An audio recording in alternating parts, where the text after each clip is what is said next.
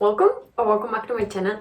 This is the video you have all been waiting for, and honestly right now I am this close to killing my family because the moment I say, oh please don't talk very loud, I am going to record, they start shouting. But anyway, today is the last day of the year, and that means that I've already read all the books that I was going to read this year, and therefore I have my top 10 books of the year, and I'm going to share with you which those books were. This doesn't mean that the quality of every single one of these books was the best, just that they were the ones I enjoyed the most. Please tell me in the comments which were your favorite books of the year so that I can rate them for the next year, maybe. The last book of my top 10 of the year was Love on the Brain. This is part of the STEMinist series, or I don't know, but this is Ali Hazelwood's book, and she writes books where they are women in STEM.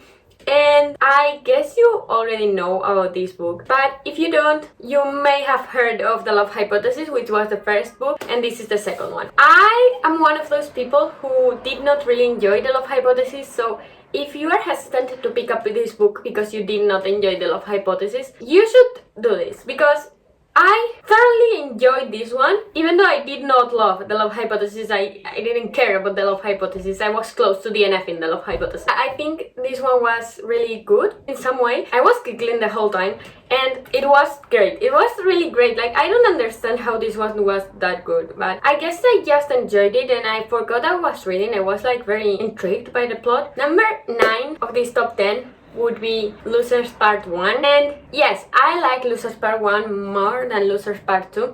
And if you don't know, this is a book to read after The Dare. If you don't remember The Dare was a novella of one night, of one Halloween night. So this is the characters from The Dare, but in a book, and this is a reverse harem book, and it was great. But it was a really smart book, yes, but it was not everything about the smart. It also had other parts that I thought were great, and the found family they have, it's...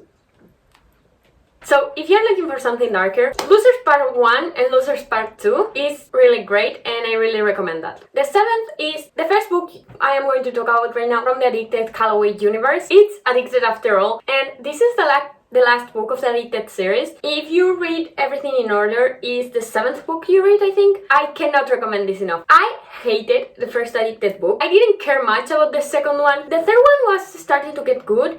The fourth one was literally what happened in Kiss the Sky and Hot House Flower, but from the perspective of Lily and Lauren. But the last one was great, and I think I loved it so much because of how much Lily and Lauren grow through the books. So if you don't know, in the first book they are addicts and all that, and in the last book you say goodbye to them in some way, but you know that they are going to be okay, and I feel like that was the perfect ending for their story. The 6th place is for the only thriller on this video, and that's The Naturals by Jennifer Lynn Barnes. I think I've already said this, but I recommend this book to everyone because I think that it has something different for everyone. You have this group of friends and they'll have traumas, so I guess you will feel identified with one of them. You have 5 to choose from. This is a mixture of Criminal Minds, but in YA book. And the mystery was really good. If you're a bit of a scaredy cat, I don't think it's too bad, because I get scared with everything. I got scared with this, but I didn't feel that scared. Like, I could go to the bathroom in the middle of the night reading this. So it's not that bad, I promise. Also, the mystery was really good. I was hooked with the mystery all the time, and I did not guess who the killer was. So next award is for a Wattpad book. So this one is not published, but the book is Truth by Red Chick. I don't know how, like a stereotypical Wattpad name. I love this book. I started reading this book series a while ago, and I forgot about how good these books were, and they are honestly good. I know that them being on Wattpad is a bit deterrent for some people, but these ones are good. I mean, we are in the 4th book and we still haven't got any smut.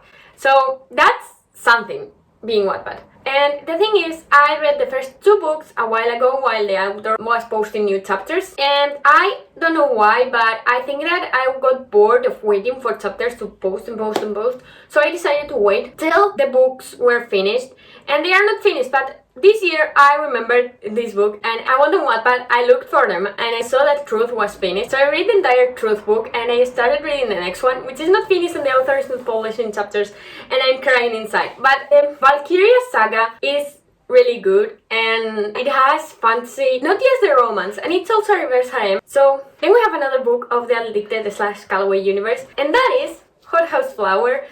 And I think that I love this book, not so much because of the relationship of the two characters, which I also love, and I love how much Daisy is growing and how they are together facing every problem, but I think I love this book so much because of the connection between brothers and sisters. So I'm not going to say much because it's a spoiler, but like Daisy with her sisters, how she is improving their relationship and all that, and the other couple of siblings that I'm not going to talk about. I love this mostly because of the family and how they are fixing family issues. I really like that. In fourth place, we have 18 Lies, and this is a Gianna Darling book. If you have ever read a Gianna Darling book, you know that they are dark romance, and you also know that Gianna Darling has disappeared, and we don't know what happened to her. Or at least, I don't know, maybe I am the one who doesn't know anything. She was going to publish another book and she disappeared. I think this book is in this top mostly because how much I loved it when I read it and how much I didn't expect to love it. Because if you don't know, when I read this book, I wanted to read this book so that I could read the next one, because I was interested in the next one, which is Dead Man Walking, and suddenly this book was great and I loved it. I think I liked it so much because I wasn't expecting anything of it.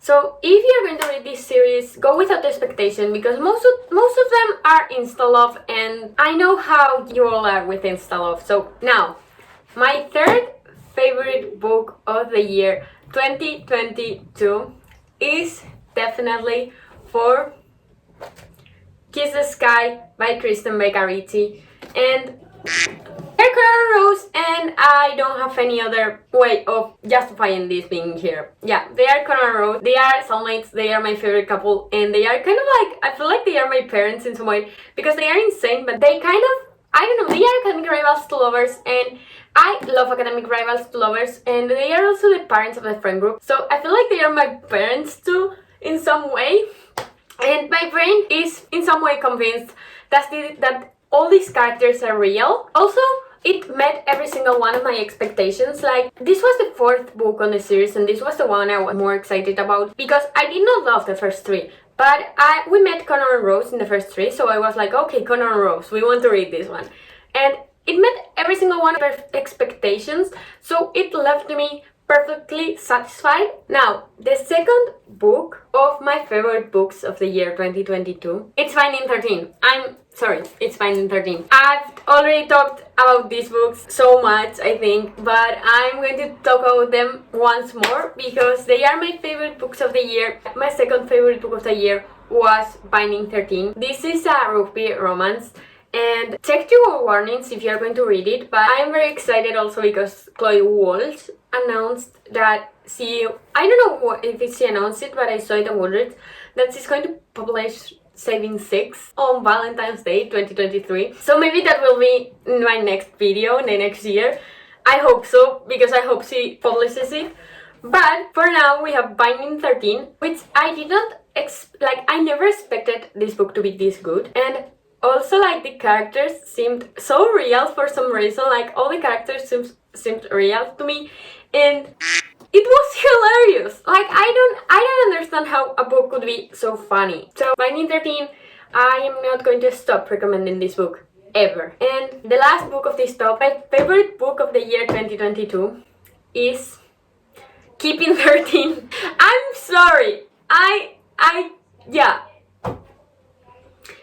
This book is about Binding 13, mostly because I already knew the found family and the characters, and they only seemed more real, and because I got to see them recovering together.